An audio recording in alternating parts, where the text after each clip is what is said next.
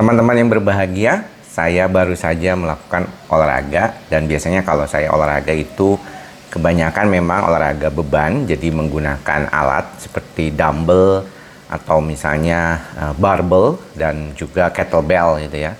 Nah, mengapa saya memilih olahraga tersebut? Karena kita tahu bahwa massa otot yang baik juga membantu kita untuk lebih sehat dan membakar lemak lebih banyak. Nah, bagaimana hubungannya dengan masalah gangguan kecemasan dan olahraga apa yang cocok buat teman-teman yang mengalami kondisi ini? Yang paling utama adalah dari konteks kardionya. Jadi nomor satu, kalau untuk pasien yang mengalami gangguan cemas, maka kardio itu olahraga yang utamanya. Bagaimana cara meningkatkan olahraga kardio? Apakah saya langsung meningkatkan langsung ke level yang tinggi, misalnya di zona 2, 3, 4 langsung, atau saya boleh di zona 1, 2 dulu? Sebenarnya memang pada beberapa kasus yang memiliki gejala-gejala berdebar-debar jantungnya, maka disarankan main di level 1, 2 dulu.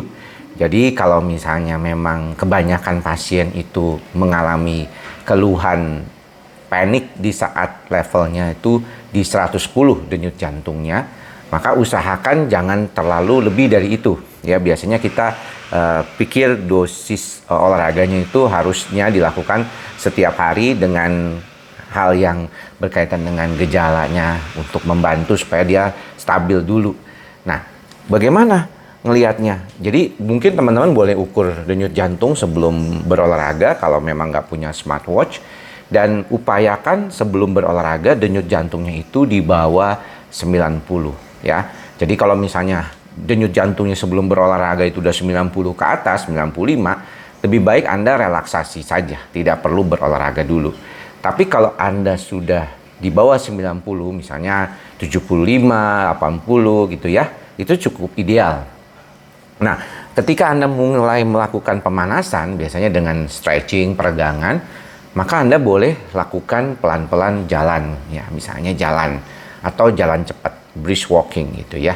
Itu biasanya kita lihat denyut jantung kita akan mulai meningkat kalau sudah lebih lama, misalnya 5 menit, mungkin masuk ke level 110.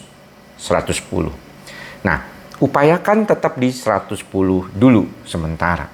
Jangan terlalu tinggi, karena ketika di atas 110, kebanyakan pasien cemas dia akan mengalami sensasi seperti bergoyang atau geliengan gitu ya, seperti orang vertigo, dan jantungnya mulai berdebar lebih kencang lagi karena sensasi tersebut.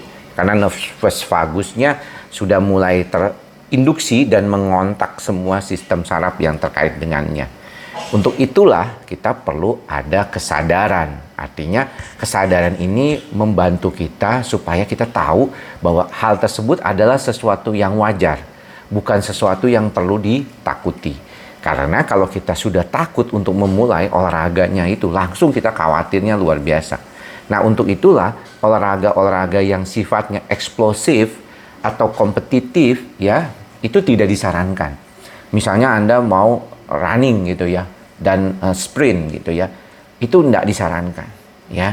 Atau Anda mau interval running ya, misalnya dengan mampu untuk mencapai level tertentu gitu, itu juga tidak disarankan. Lebih baik kita fokus dulu ke slow-nya dulu ya, ke jalan, brisk walking gitu ya, dan upayakan di 110 paling tinggi, atau misalnya kalau makin membaik bisa naik sampai 120 denyut per menitnya.